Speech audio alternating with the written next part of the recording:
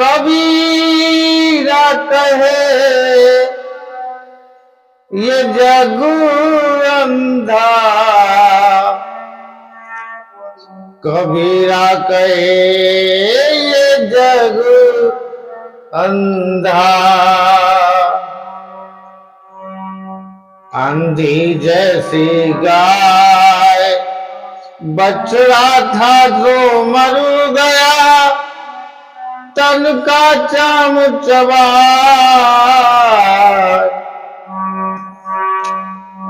कबीरा कहे ये जग अंधा, कबीरा कहे ये जग अंधा।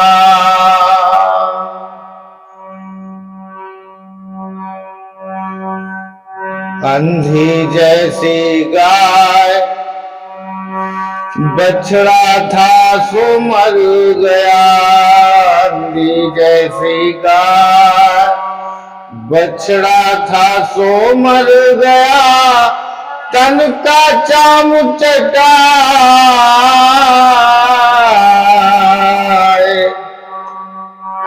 कबीरा कहे ये जग अंधा। नमो बुद्धाय। आपने सुना होगा, कबीर साहब का कथन है, कबीरा कहे ये जग अंधा, अंधी जैसी गाय बछड़ा था सो मर गया, तन का चाम चटाए। यही हालत आज की डेट में यहाँ के गरीब, मजदूर, असहाय, शोषित, वंचित शूद्र क्लास की है, शूद्र वर्ग की। 85% की यही समस्या है। वो नहीं समझ रहा, और समझ भी रहा है तो करे क्या बेचारा। निरंकुश राजा, निरंकुश शासन और उसकी निरंकुशता आसमान को छू रही है। अब बताओ क्या करें। ये असहाय, पीड़ित, अशिक्षित गरीब लोग ना अपने हक जानते, ना अधिकार जानते। ये इस देश के ये निर्माण करता है। हर वस्तु इनके हाथ से बनकर, इनके हाथ से पैदा होकर जाती है। किसान अपने मोर्चे पर तैयार है, चाहे ठंड हो, चाहे गर्मी, चाहे बरसात। उस किसान का बेटा देश के बॉर्डर पर दुश्मन सेनाओं से लड़ता है, अपनी शहादत देता है, अपनी कोई जान की परवाह नहीं करता। -डिग्री टेम्परेचर में, पहाड़ियों में, सर्दी में हम लोग यहाँ कंबल ओढ़कर घरों में गेट लगाकर सुख सैया पर सोते हैं, और वो फौज का सिपाही, उसका कोई ठिकाना नहीं, कब गोली लगे। इसी प्रकार मजदूर सुबह उठकर ही निर्माण करने निकल देता है। मजदूर फैक्ट्रियों में निर्माण का कार्य कर रहे हैं, जिससे हमारी जीडीपी देश की जीडीपी चलती है। लेकिन इस देश का हालत खराब है, क्योंकि यहां अधिकार नाम की चीज नहीं, शोषित वंचित का अधिकारों का हनन हो रहा है। भयंकर रूप से हनन हो रहा है।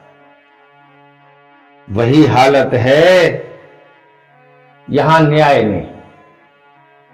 कोई सामंती, कोई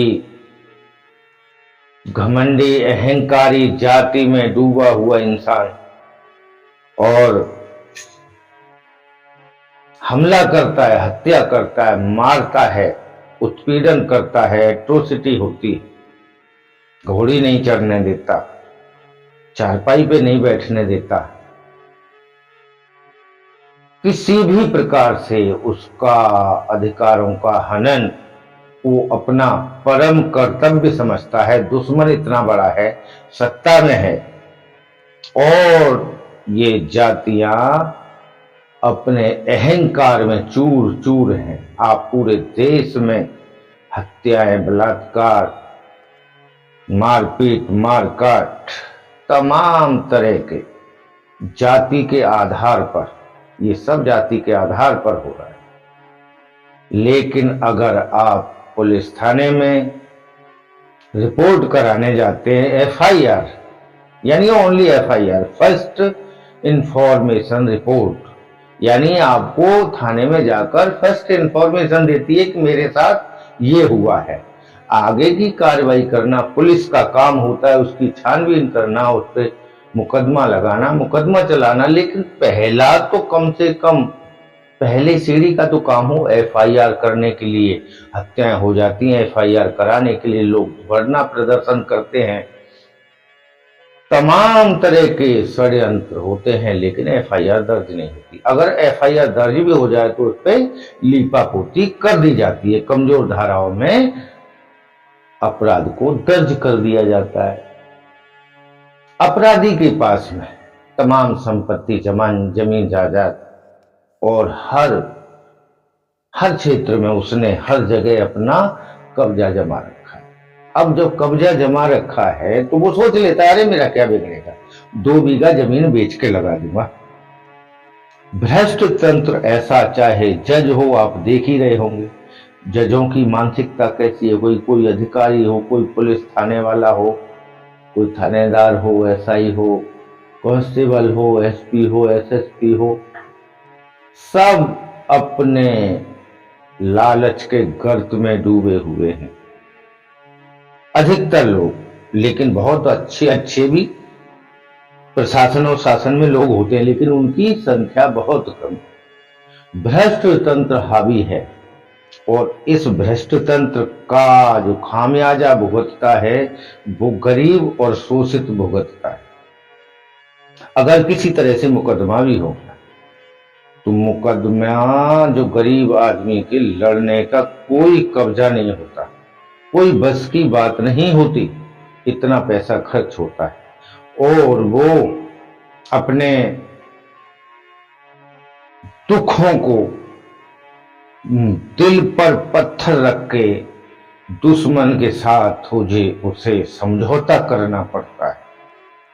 उसका परिवार का सदस्य होता है, उसकी हत्या होती है, मारपीट होती है, धमकियां होती हैं, जमीन छीन ली जाती है, घर में आग लगा दी जाती है, बलात्कार होते हैं, और जाने कौन कौन से कार्य होते हैं। लेकिन उसको अपने दिल पर, सीने पर पत्थर रख के समझौता करना पड़ता है। नहीं तो वो कहता है कि तेरे बेटे की हत्या कर दूंगा, तेरी हत्या कर दूंगा, ऐसा कर दूंगा, वैसा कर दूंगा। और उसके जो जाति के अहंकारी लोग हैं वो उसका साथ देते हैं, उसके जात बरादरी वाले लोग। लेकिन जो बहुजन जातियां हैं उसमें इतनी फूट है, तू ऊंचे तू नीचे, एक जाति दूसरी जाति से छोटी, और तमाम तरह के भेदभाव पैदा कर दिए हैं ब्राह्मणवादी विचारधारा ने, ब्राह्मणवादी ताकतों ने।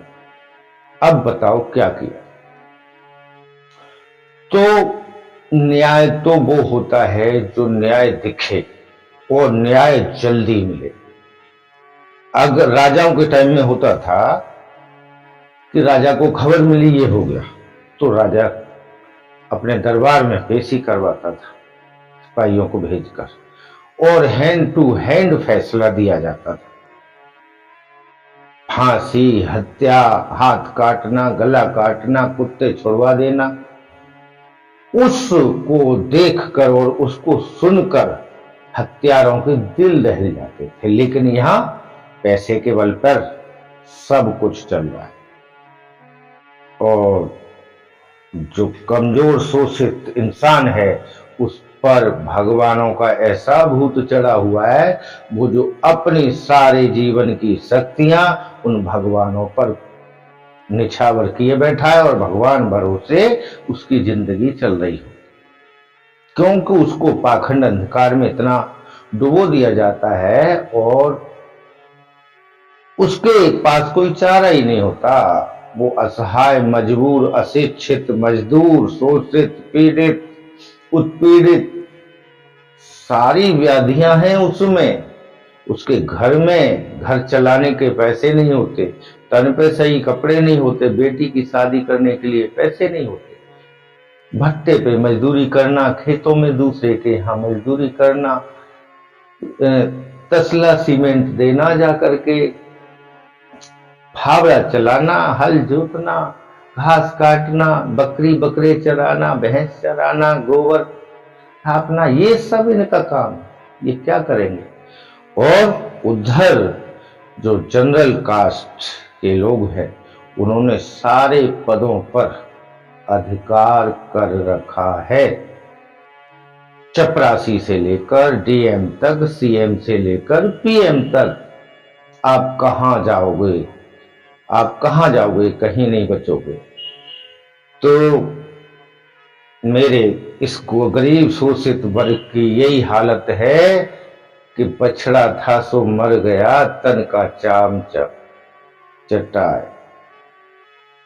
यानी गाय थी, उसका बछड़ा मर गया, बछड़े की खाल उतार के उसमें भूसा भर दिया गया। जब गाय के पास किसान दूध दूहने के लिए बैठता तो वो भूसा भरा हुआ बछड़ा उसके पास खड़ा कर देता और गाय उसके शरीर को चाटती और उसके दूध का दोहन होता रहता। ये देश की हालत है, शोषित की हालत है। ये भगवानों के पास ऐसे ही चाट रहा है जैसे गाय भगवानों को ये ऐसे ही चाट रहा है, ऐसे ही पूज रहा है, ऐसे ही मान रहा है जैसे वो गाय बछड़े को झूठा झूठा चाट चाट करके और दूध देती। तो ये वर्ग, शोषित वर्ग, दूध देने वाला यानी कर्मशील अर्जक है। ये निर्माण करता है, इस देश की जीडीपी में इसकी भागीदारी है, इस देश को बनाने वाला है, इसकी बदौलत देश चल रहा है। और जो एक वर्ग है, जो शोषक वर्ग है, सामंतवादी है, जो नमतदार है, जो चौधरी है, वो ऊंचे पलके पे, ऊंची कुर्सी पे बैठ करके लंबा चौड़ा हुक्का गुड़गुड़ा रहा है।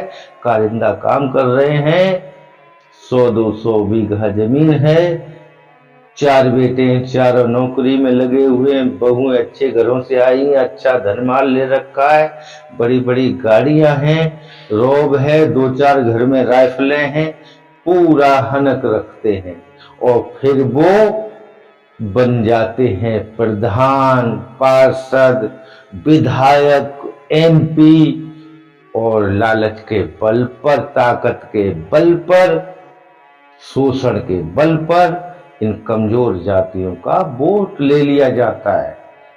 डर तो 75 साल में, हजारों साल की गुलामी है। 75 साल में संविधान निर्माताओं ने, बाबा साहब ने ये सोचा था कि इस आरक्षण की बदौलत लोग जल्दी तरक्की करेंगे, बराबरी पर आएंगे। लेकिन नहीं, वो सारे अधिकार, वो आरक्षण, वो सारा सिस्टम अपने हाथ में हथिया लिया शोषक ने, सामंतवादी ने। और फिर ये गरीब वैसा का वैसा ही। तो लोगों, संविधान की कसम खाओ, हमें आगे बढ़ना है, तरक्की करनी है और किसी भी हालत में इस शोषक का, सामंतवादी का जवाब देना है। जय भीम, नमो बुद्धाय।